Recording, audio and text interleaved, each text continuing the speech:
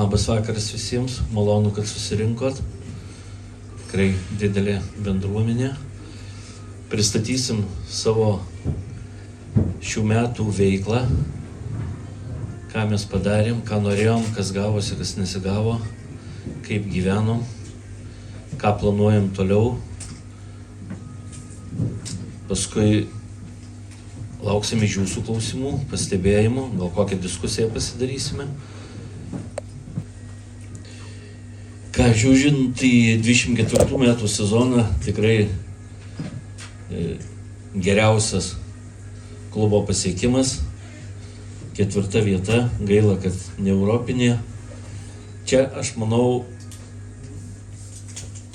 didelis sėkmės dalykas ir mes dar vis vien jaučiamės toks klubas jaunas. Antras sezonas buvo A lygoje, toks jaunatviškas poleikis, tai kai būna, sako, su geru poleikiu ir sekasi neblogai, aišku, pataikėm ir su žaidėjais, ir su treneriais. Tai kad 24 metų sezonas tikrai buvo puikus. Gaila tik tai, kad mes neišvystėm po to gero sezono, tokio gal ir su bendruomenė, ir su savivaldybė didesnio bendradarbiavimo, kad į 25 sezoną mes ateitum su geresniais norais. 24 metų sezono vienas minusas tas, kad užbaiginėti sezoną reikėjo iš šono skolintis pinigų. Tai ten suma nelabai didelė, žiūrint į futbolo klubus, bet vis 150 000 mums 25 metų sezonui mes turėjom jau minus 150. Tai gal tas ir paveikė daug dalykų, bet,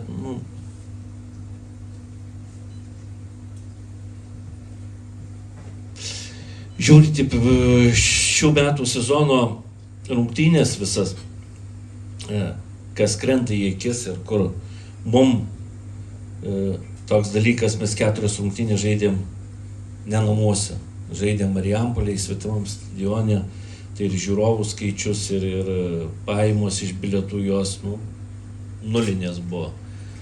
Bet žiūrint į rezultatus ir namų rungtynės pas mus, tas pats mes kaip žaidžiam išvykoje. Mes treniruojamės dirbtinoje aikštėje, žaidžiam žolėje. Tas skirtumas jaučiasi ir stipriai jaučiasi. Ir šiemet mum pasijautė dar vienu dalyku, kad sezono eigoje mes turėjom 14 žmonių traumuotų. Ką tai reiškia? Iš 114 žmonių turi kitus imt, dėstytis, galvot, kaip toliau tęsti tą sezoną. Ir labai gaila, 7-8 tai starto žaidėjai, kur mes planavom, kad jie mums padės, bet per traumas negalėjo padėti. Ir traumos sunkios, kaip kurios. Ilgalaikės, po pusę metų, po 8 mėnesius, plus tą žaidėją mes turėjom išlaikyti, mokėtėm ir atlyginimą ir viską. Ir gydyti jį. Štai šiais metais pas mus ir gydymo išlaidos didelės. Kalbant apie žaidėjus, tai ką mes formavomės prieš sezoną, tai, manau, sudėtis buvo suformuota bloga. Komandos formavimas blogas. 90% čia mano kaltės. Aš prisiimu tą tikrai. Tam dėl vienokių kitokių priežasčių tikrai skyriau ne tiek dėmesio, kiek reikėjo. Nes aš irgi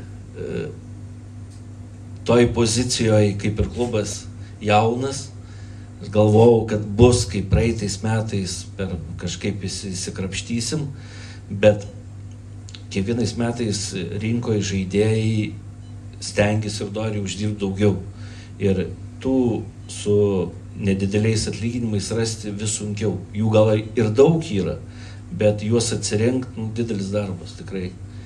Mes šiais metais rinkdamiesi žaidėjus pražiūrėjom namuose apie 50 žaidėjų.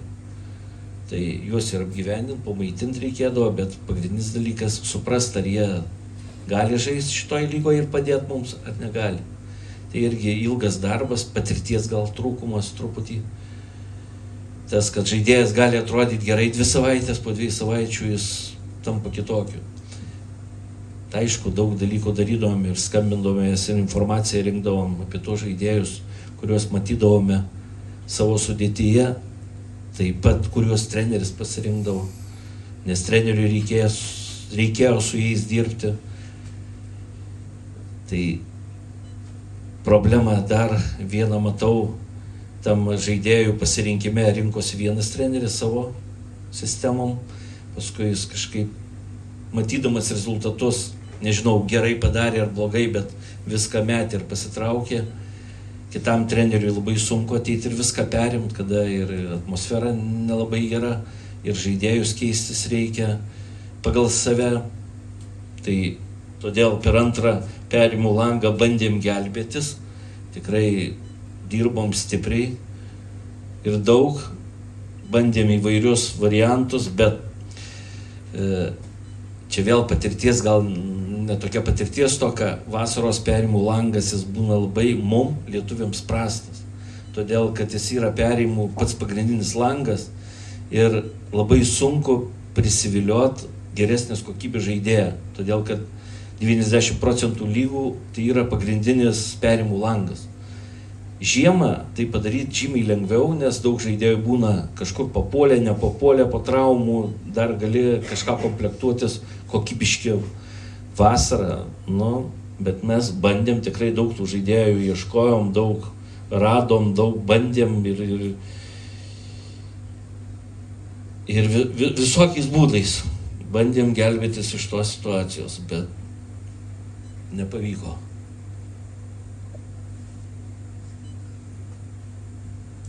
Čia gal Žydrius apie žiūrovus. Tai dabar čia matom 24 metų lankomumą ir 25 metų lankomumus. Pernai praeitą sezoną buvom 5, dabar atsidūrėm 8. Tai daug lėmė, kaip Rimas pasakė, daug lėmė išvykos rungtynės, nes čia yra paimtas vidurkis. Kaip ir matom dabar Kauno Žalgirio, ten 1800, tai tikrai nebūdavo ten tokių masiškų lankomumų, bet čia buvo vienos rungtynės, gal 7 ar 8 tūkstančiai, tai kai išdėstai ten procentaliai, tai labai daug gavosi. Tai mums labai šitas patrukdė ir aišku nesislepiam nuo to, kad rezultatai būtų geresni, būtų žmonių ten 100 ar 200 ar kažkiek daugiau ir automatiškai vėl tu kyli į kitas vietas, nes dabar Hegelmanas aplenkė mus vienu žmogum, tai čia nebuvo labai didelis įspūdingi rezultatai, bet mūsų vizija ir buvo visada būti trejete, nes mes ten su Vilnium Kaunu gal nelabai prikonkuruosi, bet gavosi taip, kaip gavosi. Tai va, kaip ir Rimas sakė, stengiamės, darėm viską, bet čia, kad prisimam savo kaltę ir nebėgam nuo nieko, kad mes čia, ne mes kalti. Visi kalti, mes kalti ir finansų mažai turėjom ir gal kažko nedažiūrėjom, yra kaip yra. Dabar reikia galvoti, kaip grįžti į lygą. Dar norėčiau dėl lankomumo, aišku,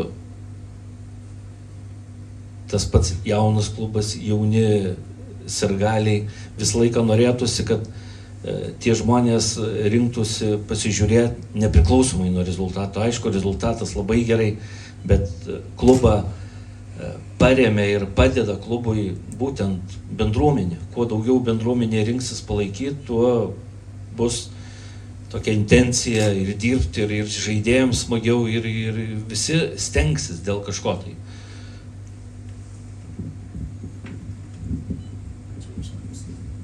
Čia Arnas. Tai pereinant prie sąlyginai subjektyviausios dalies komunikacijos, komunikacija irgi iš savo rezultatų šiaip yra pagirtina, nors jos strategija gal ir nebuvo išpildyta iki galo, bet per visą šitą sezoną mes pasiekėm, mūsų turinys buvo pasiektas 5,5 milijono karto, Facebookas sudarė didžiąją dalį 3 milijonus, tuo tarpu Instagramas 2 milijonus ir naujai pradėta TikTok paskyra 200 tūkstančių sugeneravo. Per tą visą laikotarpį sekėjų kiekis augo apie 10%. Ir tiek. Ir pereinant prie klubo veiklos, pratęs Rimas.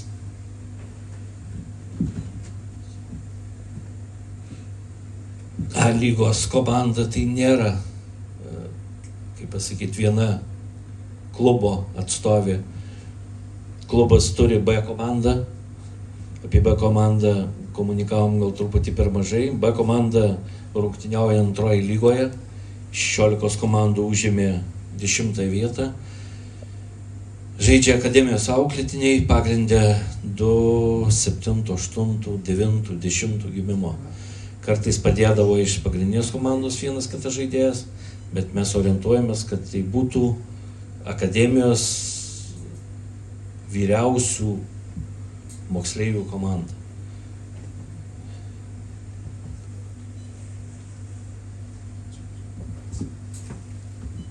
Pratęsiant ties projektais ir iniciatyvom, nors visą laiką galima visose vietose būti stipresniais, bet šiais metais projektais ir iniciatyvom klubas pasižymėjo. Pirmą kartą buvo suorganizuota futbolo šventė, tai prasminga iniciatyva, kur įvyko draugystės rungtynės.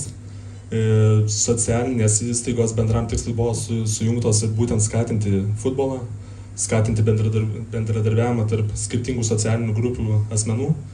Pereinant, buvo taip pat suorganizuota futbolo šventė Alytaus miesto savivaldybėje, Alytaus miesto savivaldybės skvere. Ir buvo suorganizuota ne viena fizinio aktyvumo šventė bei sudalyvauta mokyklų šventėse integracijos.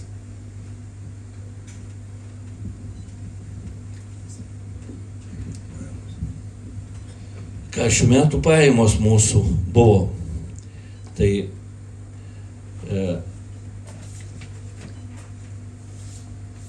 savivaldybė mums skyrė 250 tūkstančių. Toliau gavom už Odį 100 tūkstančių.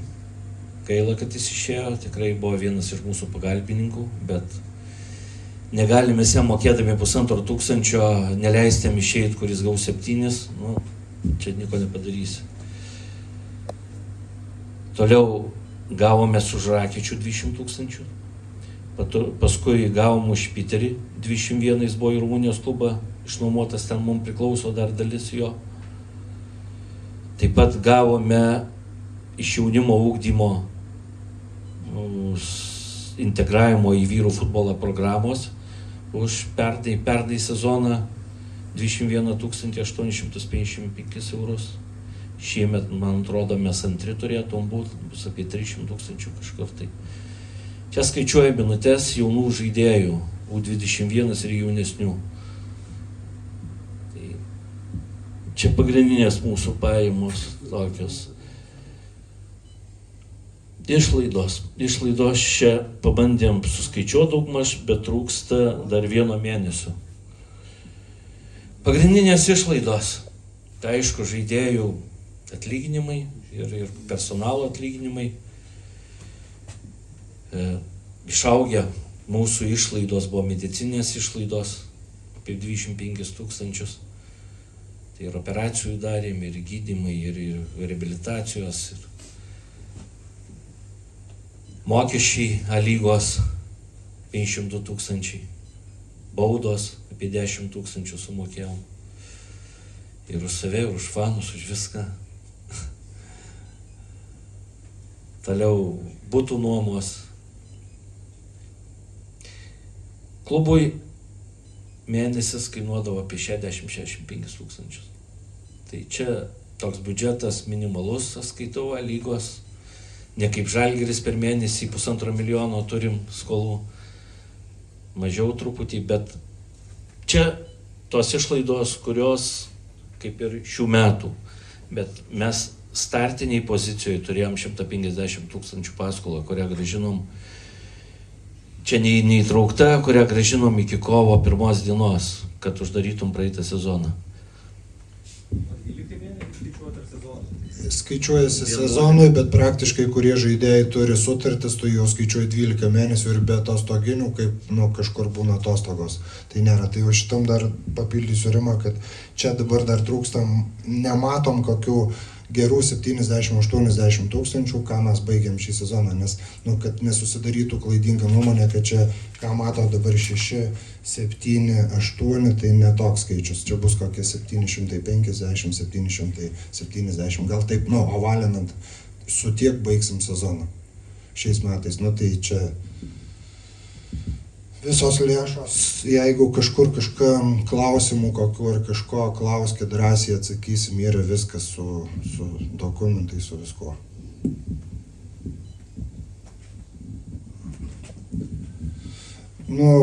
Misija, vizija ir tikslai, tai gal truputį per anksti surengėm konferenciją, nes realiai nežinom nei vizijų, nei misijų, nei nieko, nes su fanais bendravom savaitgalį praeitą šeštadienį, kada tai irgi klausimas buvo, kur mes čia randamės, kur mes einam, kur mes žaidžiam, tai realiai neturim atsakymo, nes su miesto vadovais dar nesusitikom šitų klausimų, nežinom kokį gausim rėmimą, kada gausim rėmimą, nežinom kaip komplektuotis komandą, kaip ką, tai jeigu finansavimas bus, jeigu miesto valdžios norai bus, kad žaistumėm pirmoje lygoje, žaisim pirmoje, jeigu matysim, kad finansavimo neturim, nes tikrai, kaip ir Varimas minėjo, nesiruošiam šiais metais vėl eit taip, kad atsinešt kitiem metam daug skolų ir paskui galvot, kaip čia išgyventi, kaip atiduoti ir kaip atsiskaityti su žaidėjais ar nuomojamais butais, tai to nenorim daryti.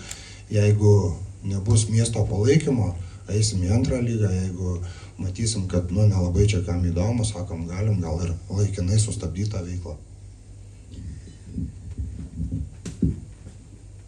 Ką Žydrius minėjo, kaip ir viskas tvarkoja, tik tai einant kažką daryti, reikia žinoti, ką mes norim. Tai jeigu suformavus biudžetą tokį, kokį mes turėjom pernai, yra realu pakovoti dėl išėjimo į A lygą. Nes žiūrint šių metų biudžetus pirmos lygos, kurie, tai Transinvestas 1,5 milijono laimėjo pirmą lygą. Visi kiti, sudėjus visai struktūrai, 800-900 tūkstančių. Kėdainiai su 600 tūkstančių iškrito į antrą lygą. Čia miesto parama pas juos tokia buvo, su akademija visai struktūrai. Tai vėl reikia pažiūrėti, kas čia pas mus bus ir tada galvoti, ką mes norim padaryti. Jei mes norim pabandyti pakovoti dėl A lygos išėjimo, tai aišku, mums reikalingos investicijos. Nei aš, nei Žydrius, nei dar kažkas 300, 400, 500 tūkstančių įdėti negalim investuoti. Nebent suradus kažkokį investuotoją. Vėl kiekvienas investuotojas žiūri į ilgalaikį projektą ir tvirtą. Tai pakol kas mes tokie dar vėjo blaškomi, nesusiformavę, tai nežinau, pažiūrėsim čia kaip bus.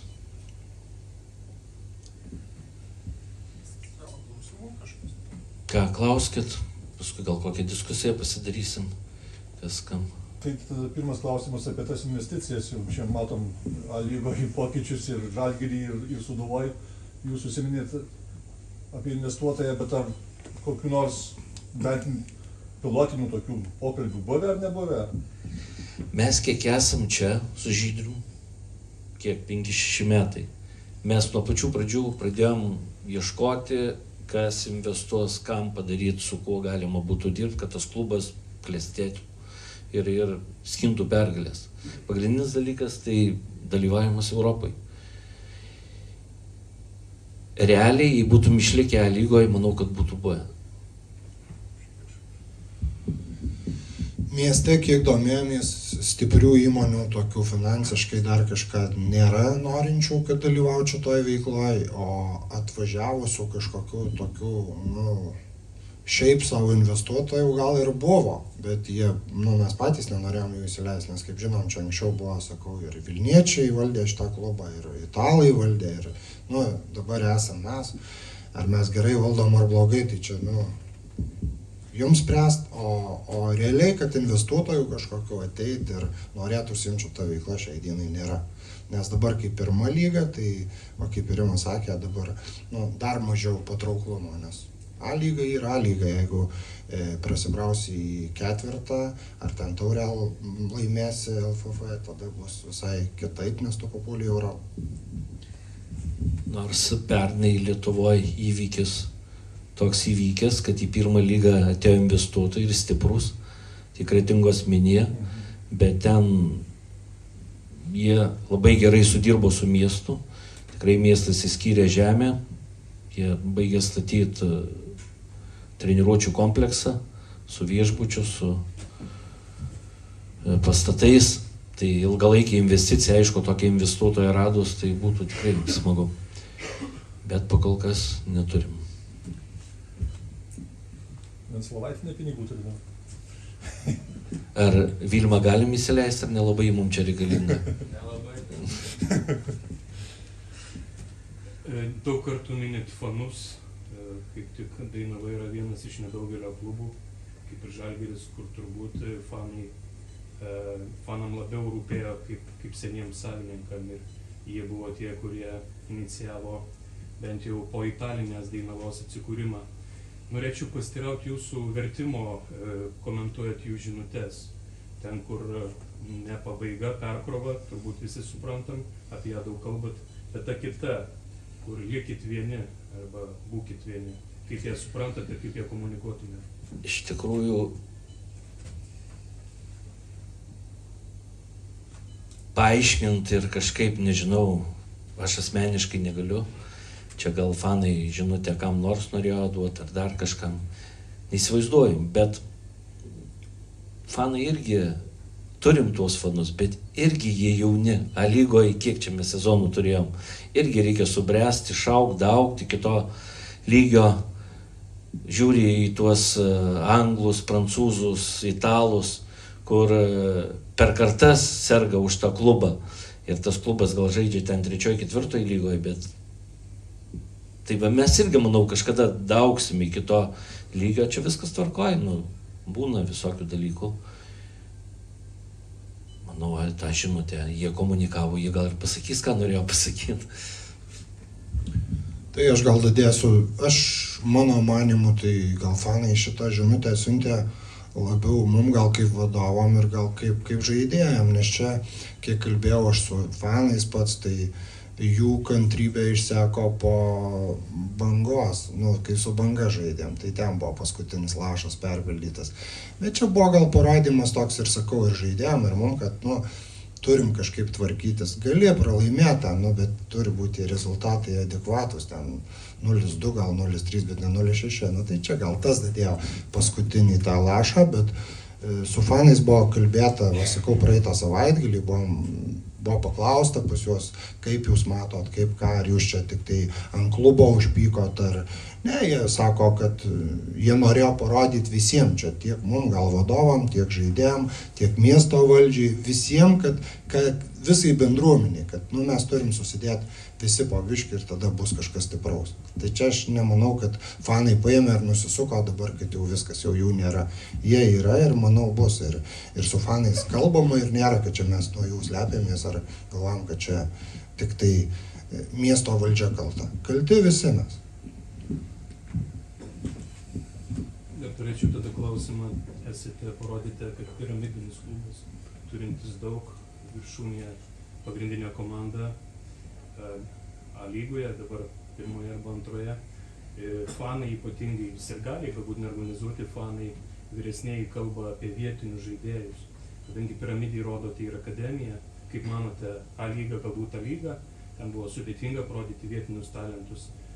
Kaip su užsieniečiais nuklostys ateityje, jeigu ką nors galite apie tai kalbėti ir esate numatę? Turiu mintyje vietinių talentų parodymą gausesnį, aktyvesnį, bent jau remiantis Šiaulių ir panašiais pavyzdžiais, kurie taip pat turi akademiją. Ir netgi akademija yra jų reprezentacinis klubas A lygoje, kuris irgi bankrotą turėjo. Visą laiką, pavyzdžiui, sakote Šiaulius. Paskaičiavus, kiek ten žaidžia A lygoje, žaidė šį sezoną tikrų šiauliečių ir kiek Dainavoje žaidė tikrų alytiškių, tai mes tikrai pirmaujam prieš juos. Šiauliuose yra sporto gimnazija. Jie turi apgyvendinimą. Jie daro sportinės klases, renka gabius jaunuolius iš viso regiono. Todėl pas juos gana nebloga ta akademija ir štai daug lietuvių. Mes tos galimybės rinkti iš regionų neturime. Remiamės vien tik tai alytiškiais. Aišku, tai pačiai tėvų pinigais, vien tik tai tėvų prisidėjimo olimpinių čempionų neišauginsim. Yra sportinės klasės pas mus šiai dienai 3. Aš galvoju, kad kitais metais 4 bus jau tikrai su mokykla sutarta ir procesas vyksta, bet aišku, norėtųsi miesto pagalbos akademijai didesnės. Nes šiai dienai akademiją miestas remia lygiai 0. Tai sunku išauginti sportininką, į kurį reikia investuoti pinigus. Galima išauginti mėgėją, kuris mėgsta žaisti futbolą laisvalaikiu, bet sportininką jau čia yra darbas ir turėti elitiniai lygoje kelias komandas. Mes šiai dienai turim 2 komandas elitinėse lygose, 3 norėtum turėti, bet negalim grinai dėl finansų, nes brangiai kainuoja.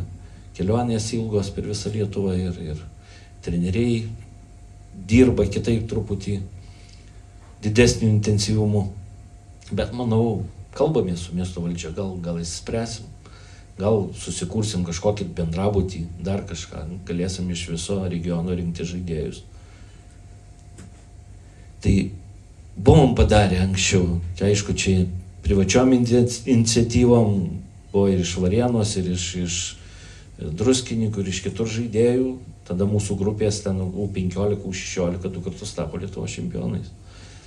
Norėčiau paklausti, Aš norėjau dar Rimą papildyti dėl Šiaulių, jeigu liečiam, tai Šiauliuose buvo, dabar nepasakysiu tiksliai kuriais metais, bet buvo įkurta 98 metų gimimo rinktinės pagrindu. Visi Lietuvos jaunimas surinkti, tai dabar iš pagrindinių Šiauliuose žaidžiančių vadinamų šiauliečių, tai yra vienas Eligijus Jankauskas, 98 gimimo, šešplaukis atvykęs, vartininkas Paukštė Lukas atvykęs, jie nėra šiauliečiai.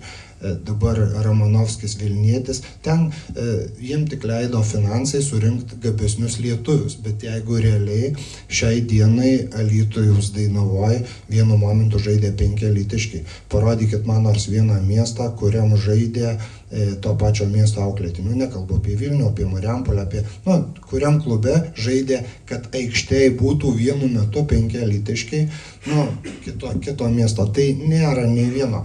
Dabar apie tai, kad kaip Rimas minėjo apie akademiją, visur reikalingos lėšos, visur, jeigu tie vaikučiai važinės į komercinius turnyrus ar į aukštesnį lygį, jie ir tobulės. Bet jeigu mes tik tai tėvų pagalba juos ugdysim, tai nebus nieko, neišugdysim paprasčiausiai. Norėjau pasiteirauti, ar tiesa, kad B1 akademija Alytuje norėjo vystyti kartu projektą ir buvo netgi numatyta patalpa, kuri vėliau perėjo į tokį lygį, kur nesuprantu, veikia ar neveikia, bet kažkaip tiesiog ir netiesiogiai susijęs su miesto valdžia. Tas projektas jau palaidotas? Tai B1-gi po mūsų, aš neatsimenu prieš kiek metų buvo, po to mūsų pokalbio su miesto valdžia daug projektų turėjo, Jonavoj keli metai projektą, tai manau, kad jie savo kelią ten turi, kažką daro ir taip toliau, bet buvo mintis čia ir jei būtų susikloščius aplinkybėms geroms, gal ir būtų geras projektas buvęs. Ir turėčiau klausimą dėl skaičių, minėjot 4 milijono, kurį skyrė šiemet savivaldybė, taip, teisingai supratau. Jeigu teisybė, tai vienintelė komanda lygoje, tai FK Riteriai negauna apskritai savivaldybės finansavimo, kalbant apie reprezentaciją, akademinės, nežinau. Dažnai lyga vadina savivaldybių čempionatu, jūs jau nebe lygoje, bet jeigu paimtumėte, palygintumėte sumas 250 ir tarkim aukščiau jau nekalbu apie trejetą, penketą aukščiau pakilusios komandos, galbūt įskaitant su akademijom. Kokios tai sumos arba kokie skirtumai, tada matytumėm, kiek ilga ta pertrauka bus pirmoje, antroje lygoje apskritai sustabdžius veiklą galimai, kaip jūs minite. Tai atsakysiu gal į savivaldybių, kaip paminėjo, čempionatą, tai tikrai taip, nes čia viskas atsispindi piniguose, kiek savivaldybė padeda, kaip turim. Riteriai vieni, kurie negauna iš savivaldybės gal tiesioginės paramos, bet kaip žinom, Vilniui su rėmėjais tikrai geriau ir ten tie naftos, Lukoil, kokie ten pas juos buvo rėmėjai, tai, Ekoil nežinau dabar tiksliai, bet o liečiant, jeigu tai kalbant dabar apie mūsų savivaldybę, tai mes Lietuvoje A lygoje paskutiniai, iš savivaldybių rėmimo paskutiniai. Ir jeigu taip žiūrim dabar pagal pernai metų pirmą lygą, tai mes apie vidurį. Pirmos lygos rėmimo žiūrint. Aš manau, kad irgi prigalo. Nesenai su Plungė kalbėjom, Plungės akademija ir pagrindinio komanda. Plungės akademija gauna 480 000. Krepšelis nustatytas vaikui ir pirma komanda 250 000. Tai čia pirmos lygos biudžetai. Minėjot, kad Nevėžis Kėdainių su 600 000 iškrito. Pinigai nežaidžia, ar ne? Bet gal yra kažkokia sistema, kurią jūs nuo akademijos statot ir jinai kol kas nesuveikia. Gal per tą perkrovimą įmanoma padaryti, galbūt pažiūrėti į santykį trenerių, vietinių auklėtinių. Skautuojat, jūs gerai rodo pardavimai, ar ne? Bet kuo daugiau augintis vietinio pardavimus taip pat jūs mokat ir su jais padaryti. Vien Pauliaus Golubicko pavyzdys, aišku, tai unikumas, galbūt išskirtinis, bet ar esate numatę galbūt ir labiau įtraukti vietinius arba lietuvius trenerius, nes matome su visa pagarba Ukrainai, Baltarusijai, Portugalijai ir kitom šalim, kurios čia jau treniravo, vis tik jie daugiau skirti, patinkim, atvykėliams. Aišku, jeigu integruojasi vietiniai, puiku, bet dažnai, kai sudėty su visa pagarba Ukrainai suskaičiuoji per dublerius ir pagrindinę komandą 11 žaidėjų, reiškia visa 11 ukrainietiška arba 4-5 nigeriečius praeitą sezoną, dar atsiranda tam tikros atskiros respublikos. Aš suprantu, kad jūsų čia rizika, bet norėtųsi statymo ant vietinio, jau kartojusiu savo klausimą.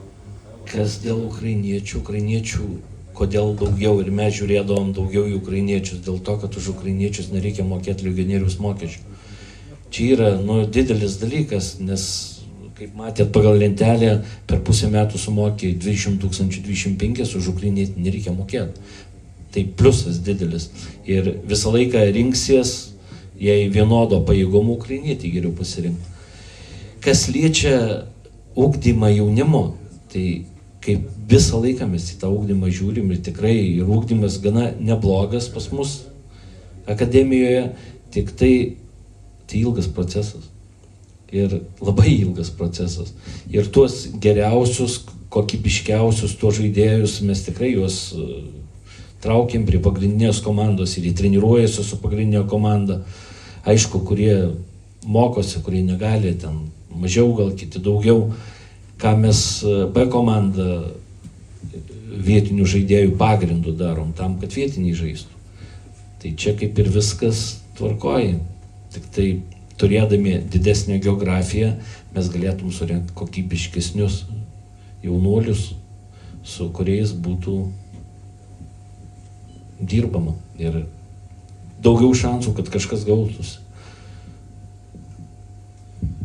Kaip žinom, dabar akademija turi apie 350 auklėtinių, SRC irgi panašiai, ten gal 350 auklėtinių. Tai sėdi vaikų treneris, vienas kitas žino, kad iš masiškumo gali išspausti geresnius rezultatus.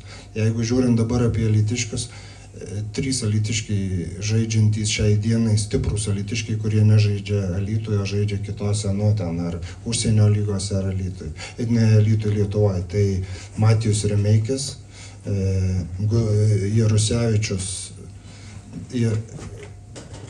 Jarusevičius ir Paulius Golubeckas. Daugiau nėra alytiškių. kad jie nebūtų paimti į Dainavą ar ten nepakviesti ar kažką, nu paprasčiausia, lygio nėra dar tokio. Ir visi žinom, kad sunku tą vaiką užauginti. Sunku, jisai, dabargi yra daug visokių kitokių pagundų, telefonų, internetų ir dar kažko, mažėja tų futbolistų. Tai. Paskutinis klausimas, teko girdėti įvairių šnekų, gal net gandų lygiai, kad bent jau praėjusią sezoną nemažai gelbėjo Hamuličiaus pardavimas. Jeigu tai tiesa, patvirtinkite arba paneikite galbūt sumą, kuri, aišku, matoma rekvizituose atsidarius Dainavos juridinio asmeninio informacija matosi, bet apie tai. Hamuličius buvo sandėris padarytas 22 metais. Tai praeitų metų jau biudžete jo nebuvo. Už praeitų. Matot, ten netai paprastai būna. Suma buvo kažkur apie 600 000. Kažkur. Bet ten įsidalinę per 2 metus gal. Nes tarpais buvo ten mokama, plus atsiskaičiavo ten FIFA tuos 5% dar visokius. Tai, dar įsipareigojimų mūsų buvo, bet tie pinigai tikrai mums padėjo. Mes pagrindę išeidami, mes laimėdami pirmą lygą, mes atsinešėm krūvą skolų. Iščianiau dar ir viską pasidengėm, gyvenom 2 metus iš to, galima sakyti, aišku. Aš papildysiu Rimą, už praeitais metais iš savivaldybės mes gavom 110 000. Už praeitų metų biudžetas buvo klubo baigtas apie 640 000. Praeitais metais gavom iš savivaldybės 240, baigiam apie 700 000. Šiais metais, jeigu gavom 250, baigsim su 750, tai va, tie visi už praeitais ir praeitais metais jau tie Hamuličiaus pinigai, jie ir buvo panaudoti futbolui. Čia kaip, gal kažkas mato, kad kažkas praturtėjo ar nepraturtėjo, tai tikrai jie išleisti Alytaus futbolui ir Alytaus mieste. Aišku, norėtųsi, kad tokie uždirbami pinigai būtų investuojami. Kažkur tai čia, nes normalūs klubai, kurie uždirba iš pardavimų, tai yra nenumatytos lėšos, kurias tu gali investuoti toliau į bazes, į dar kažką. Tai. Dar biškį norėsiu papildyti Rimą. Mūsų idėja ir buvo, kai Hamuličius buvo parduotas, kad klubas turėtų šiokią tokią finansinę padušką, kad kai pradedi sezoną, kad ten turėt sąskaitoje 200 000 ar kiek, pagal galimybės, kuo daugiau, tuo geriau, bet mes žinotumėm, kad turim iš kažko pradėti sezoną. Dabar, kai visi žinom, mes pradėsim, jeigu sezoną, kaip pavyzdys, ten, rinksimės dabar sausio 7, pradėsim čempionatą, nežinau, dabar kovą, kaip pavyzdys, mes nežinom, kiek mes gausim, kada mes gausim, mes net maistpinigių neturėsim už ką mokėti.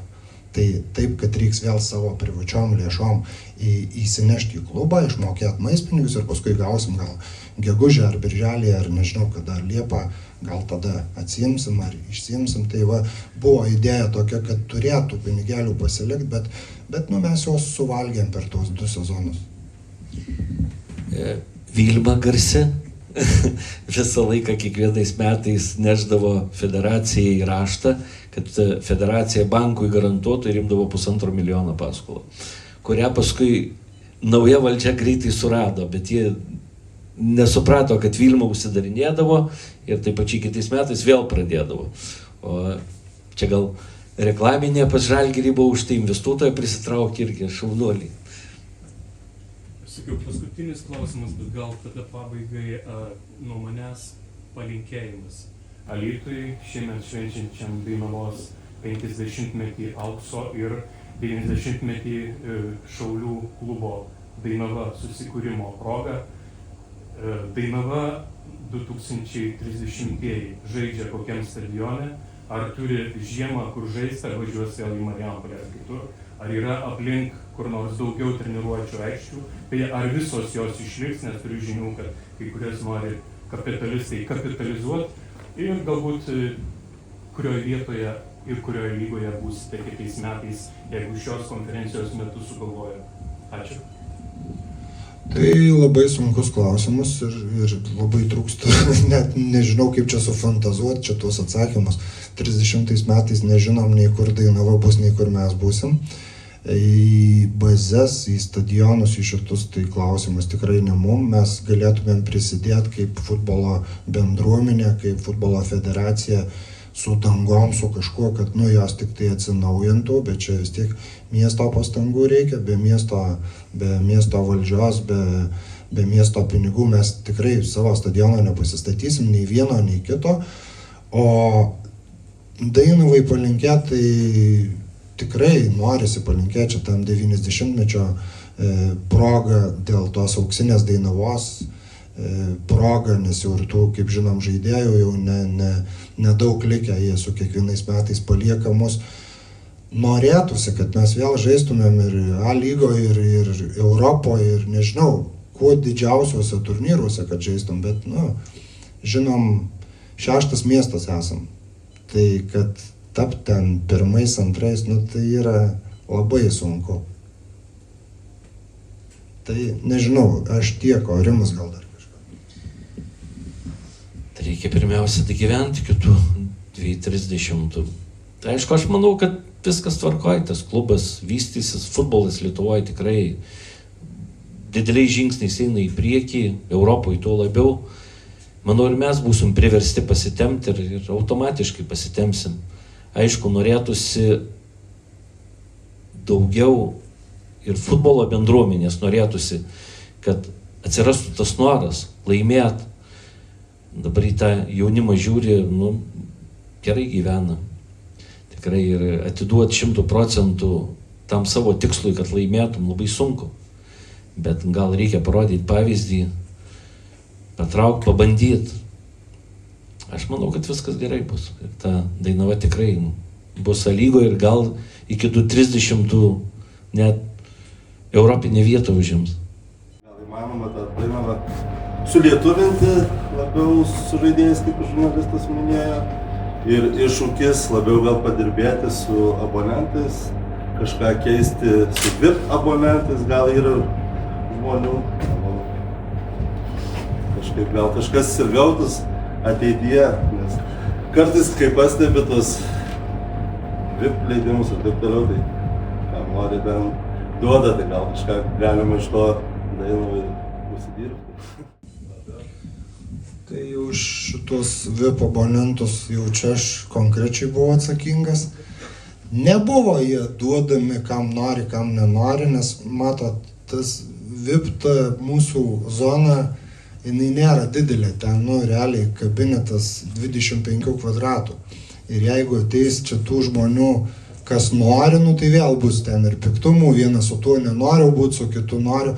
VIP šitus abonentus įsigydavo žmonės, VIP abonentus duodavom rėmėjam, kurie, pavyzdžiui, kaip pavyzdys, abonentų pirkdavo ten ir Vita Baltikas, įmonė šitos stiprios, tai tie VIP jau būdavo duodami ten direktoriam kažkam.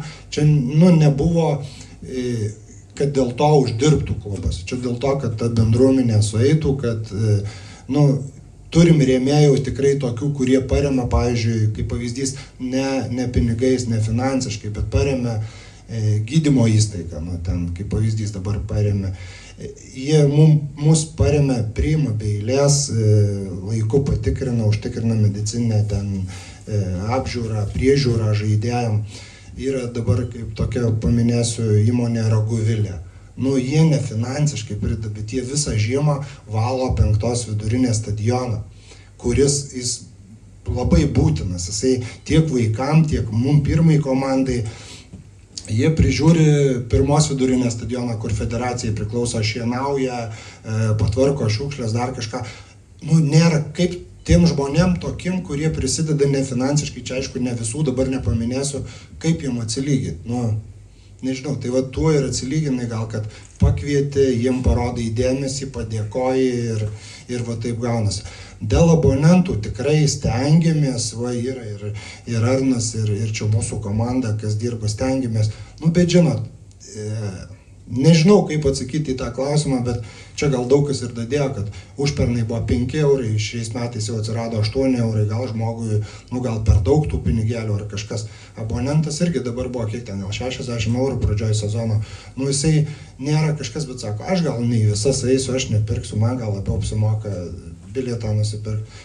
Nežinau, stengiamės, tikrai norim ir darom ir akcijas, ir laimėję, ir tų abonentų, ir mokyklos, ir čia už visokius maratonus, bet yra kaip yra.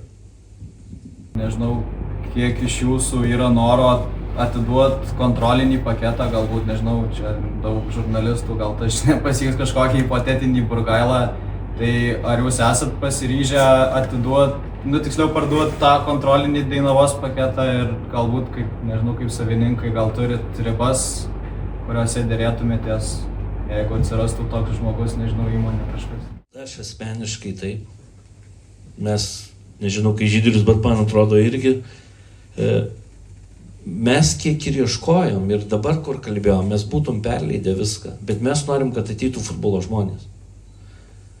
Kalbėjome su Ukrainos klubais, stipriais klubais, kurie mato mūsų dukterinės komandos, aišku, vasako pamaišė tą ne lygoj, toks patrauklumas kitoks. Mes tikrai pasiruošę, tik nepasiruošę atiduoti tiems, kas buvo čia progų, Žydrius paminėjo, kad atvažiavę buvo, bet pasitikrinom jie, paskui Marijampolėje atsidūrė, tai ką darysim? Mes, kaip ir minėjau Vafanam savaitgalį, tikrai pasiruošę, pasiryžę, galim likti prie klubo, galim pasitraukti. Nenorėjom, buvo momentas atiduoti 51%, kad pasistatytų savo direktorių ir valdytų viską, nes buvo pasakyta taip, kad jūs kažkada išvažiuosit, mes šitą mieste liksim gyventi. Plius yra akademija. Man ko labiausiai gaila, tai jeigu liktų vaikai kažkur tai, neaiškioje vietoje. Bet jeigu ateitų normalus investuotojas, mes iš karto kviečiam, sėdam, kalbam, reikia jiem dalies, ar jie nori viso klubo. Jeigu ateina alytiškiai, kurie čia mūsų ir bendrai žinomi, pažįstami, dar lengviau bendrauti, nes jie gyvena šitame mieste. Nes čia žinot, atiduot gali bile kam, bile kada, bet jie pabūna čia ir išvažiuoja, jų nebus. Bet jeigu Alytaus žmonės ateina ir ypač futbolo žmonės, tai mes už.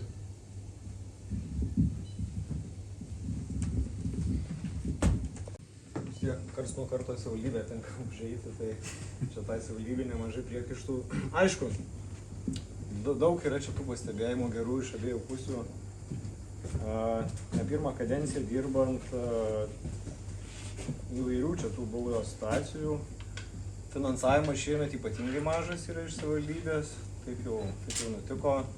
Nors dar praeitoj kadencijoje buvau bendraautorius, tai padarėm visam Alytaus profesionaliam sportui finansavimą, kuris priklausytų nuo masiškumo, nuo žiūrovų lankomumo, nuo lygos nuo bilietavimo, kiek investuotų prisitraukia. Gaila, bet tą sistemą panaikino. Futbolas tai pirmiausia, kas yra, tai yra verslas, aišku.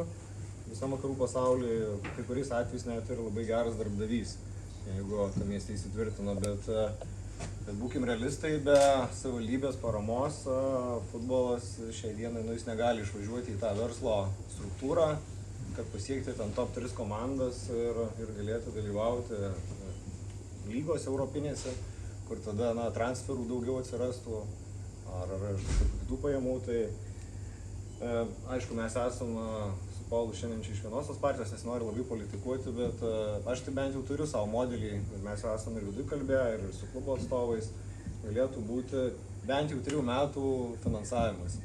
3-metis finansavimas su aiškia atskaitomybė, galbūt net ir stebėtojų taryba, kad iš fanų, iš savivaldybės, iš bendruomenės, kad pasižiūrėti tuos finansus ten ne tik metų eigoje, bet galbūt galima būtų prisižiūrėti ir ketvirčiais ar kažkaip, tiesiog, kad tas skaidrumas būtų.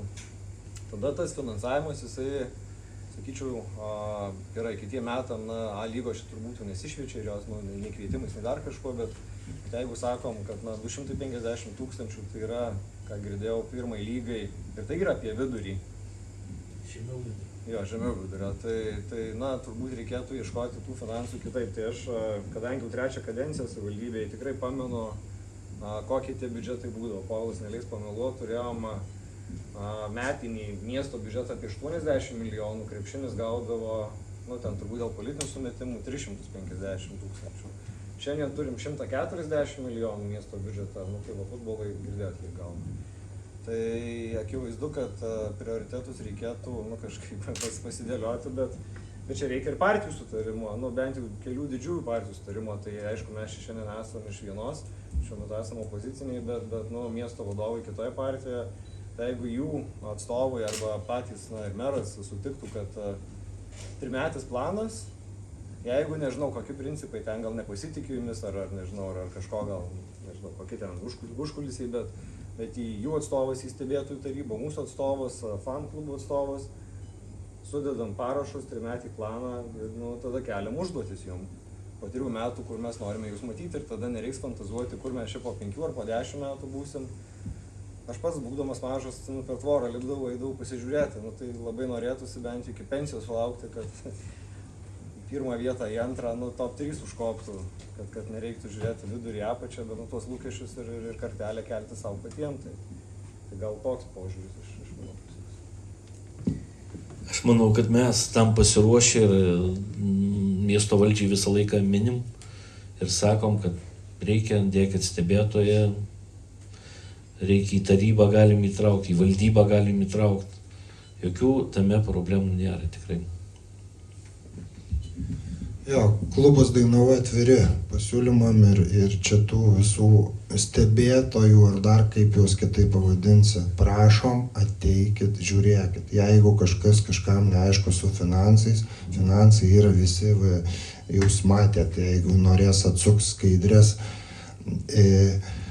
Administracijos atlyginimas siekia visos administracijos 7500 eurų. Taip, kad gali čia kažkur kažkas žiūrėti, tinka, netinka. Miesto pinigai yra 2 kartus per metus tikrinami, visi kiti Dainavos pinigai yra 4 kartus per metus tikrinami Lietuvos futbolo federacijos. Taip, kad čia nėra jokio užkulisių ar kažkur kažkas paimta, nedaduota, nes tu nieko negali padaryti. Jeigu yra kažkokios skolos, paprasčiausiai negausi kitiem metam licenzijos ir sustabdys veiklą.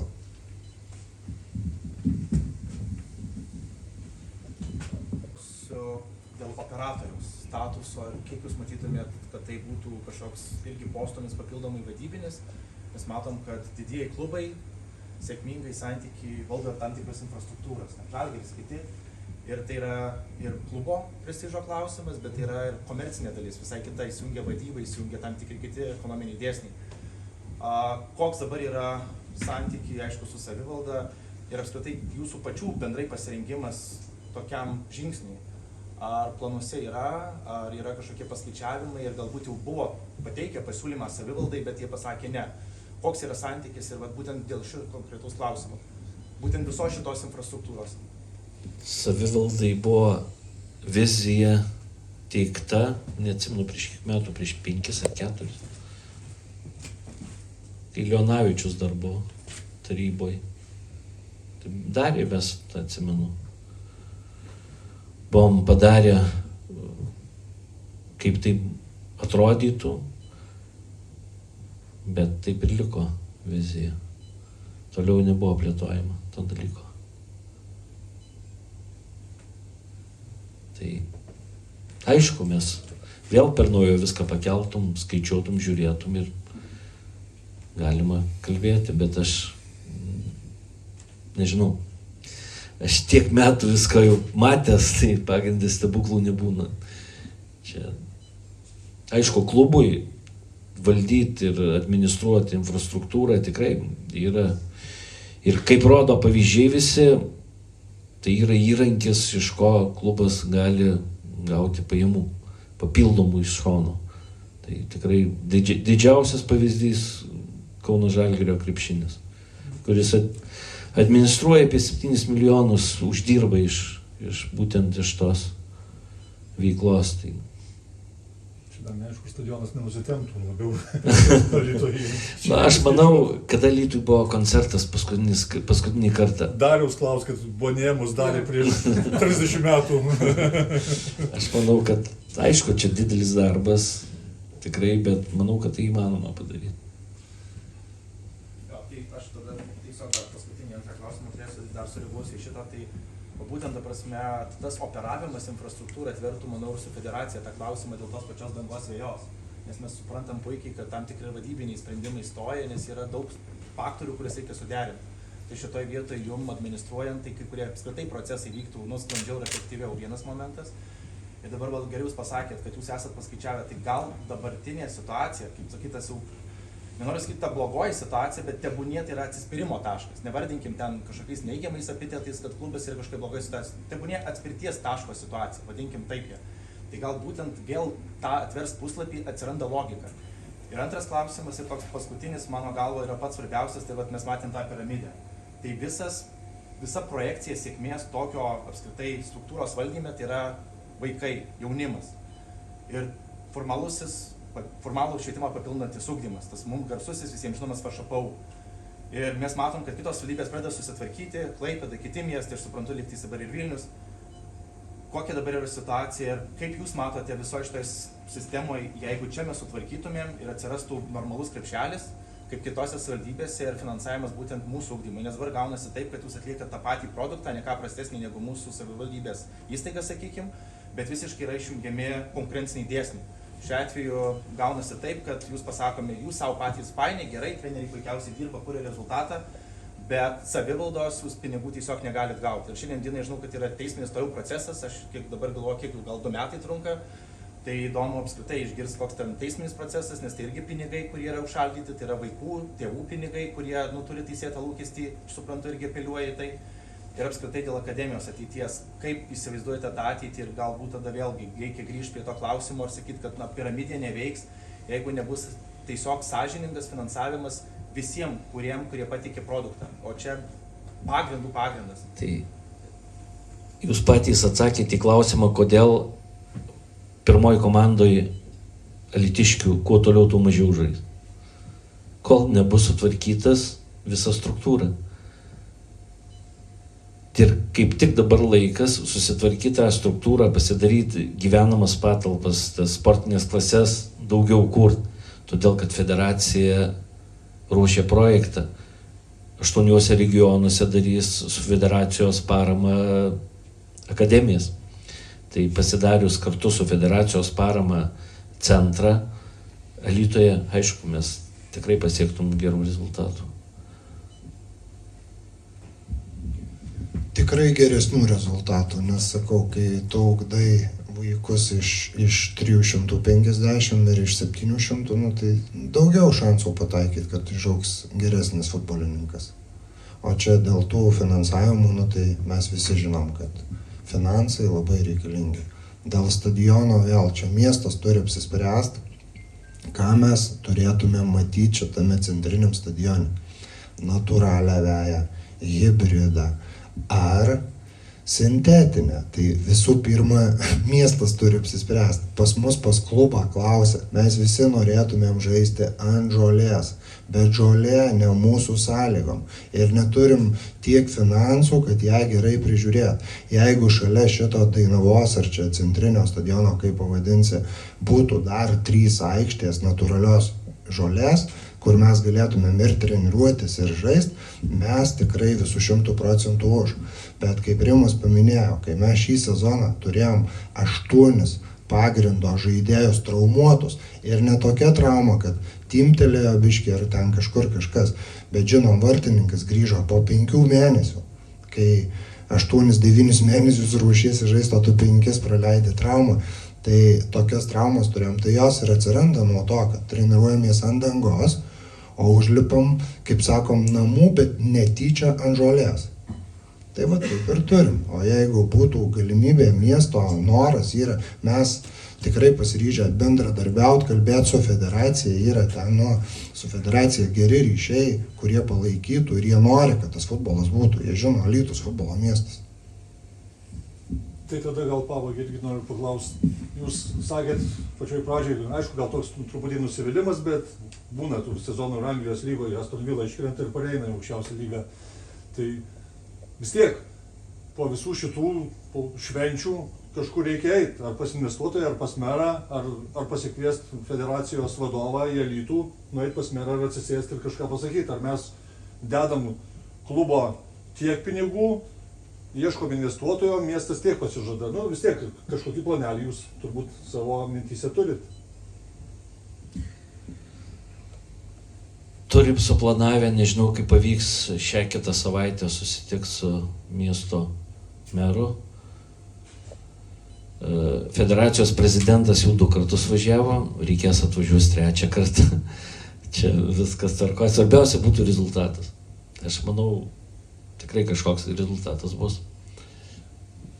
Jo, tai va pasikartosiu dar kartą, kaip savaitgalį kalbėjau su fanais, jie uždavė tą patį klausimą, tai norim susitikti su miesto valdžia ir išgirsti, kaip jie mato tą ir kaip jie mato, kiek pas juos ten tų pinigėlių galima skirti klubui. Nenorim mes eiti į tą 1 lygą, jeigu mums bus pasiūlyta ten juokinga suma ir nueiti ten, kad dėl to, kad dalyvauti ir būti ten iš 16, dėl 15 vietos žaisti. Tikrai nenorim, jeigu nebus jau miesto susitarimo kažko, sakau, kalbam, galim eiti į 2 lygą. Galim padaryti pertrauką, kažkiek tai pabūti. Nenorėtumėm, kad taip įvyktų, bet taip būna gyvenime, kaip ir sakom, iškritom. Dažniausiai taip ir būna, kai iškrenti, taip rodo visi faktai, iškrenti ir sekančiais metais pareini. Bet jeigu padarai pertrauką, tai dažniausiai ta pertrauka būna ten, gal ne 10-mečiam, bet jinai būna ilga. Nes kaip ir dabar mes sakom, komanda pilnai nepaleista. Į tas pozicijas kažkur kažkas, išeis, pasistiprins, sudėstyt gali. Bet kai tu išeisi jau į tą 2 lygą, pažaisi ar padarysi pertrauką ir paskui ją vėl visą sukurt, vėl čia yra mokslas, čia yra bendravimas su agentais, su stipresnėm akademijom, žaidėjų pasirinkimas, viskas, čia daug sudedamųjų dalių. Yra pavyzdžių, riteriai, kai iškrito iš A lygos, turėjo didžiausią savo istorijų biudžetą. Aš tik dar gal aišku suprantu, kad šis sezonas tikrai nesėkmingas ir daug ir mano dalykų yra, bet aš iš vis noriu pasidžiaugti. Mes pagrindę su Žydriu Matėja paėmėm tą komandą prie bankroto ribos, laimėjom 1 lygą, A lygoje 4 buvom. Aš manau, kad padarėm darbą ir įrodėm, kad mes galim daryti tą. Aišku, vieniems sunku, bet galim daryti. Tai prisidėjus bendruomeniai miestui, tikrai galima padaryti didelius dalykus.